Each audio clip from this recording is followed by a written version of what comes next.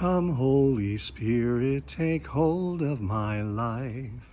Sign me with your holy love.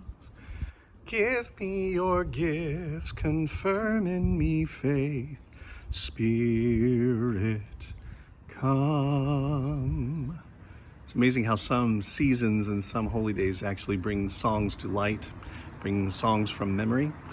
I'm always thinking about songs, and today I'm thinking about that song as we celebrate the gift of the Holy Spirit. I think about what it must have been like. What was it like to be in that upper room, to have spent so much time, first of all, following Christ, losing Christ, having Christ come back from the dead and walking with the disciples, and then suddenly for him to say, "Don't worry, I will not leave you alone." And there they are waiting in the upper room.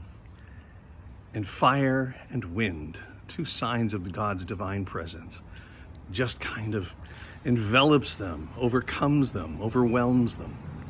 And what do they do next? They don't sit in that room, they move forward.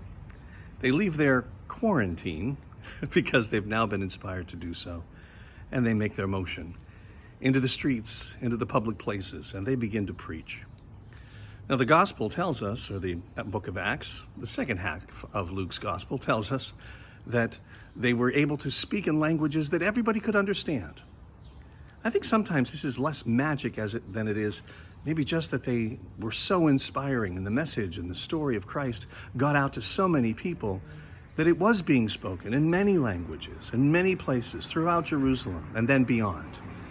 And because of its great message of love, because of its great welcome and inclusivity, because of its radical newness of caring for one another in spite of who they were, maybe there was something very, very special about this message, something very, very special about this group of Christians. And so today we celebrate Pentecost, the coming of the Holy Spirit.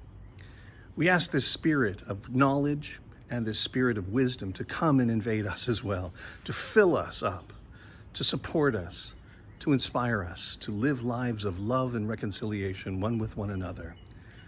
Those early Christians believed that this welcome was for all. And I think that's one of the reasons that so many languages are represented in the gospel, because everyone heard the story of Christ and everybody was welcomed into Christ's body, welcomed into Christ's church. I think we need to be more radically welcome to all. We need to invite everyone in.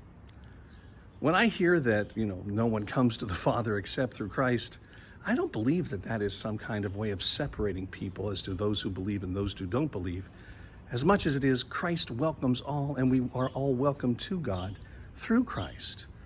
More as a matter of fact, no one comes to the Father except through Jesus. And the Jesus I know is the Christ, the God of love. And the Spirit I know is one that just is overwhelmingly available to all. So, the song that I sing is the song that I hope for all of us. Come, Holy Spirit, take hold of our lives. Sign us in your holy love. Give us your gifts, confirm us in faith. Spirit, come. God's blessings.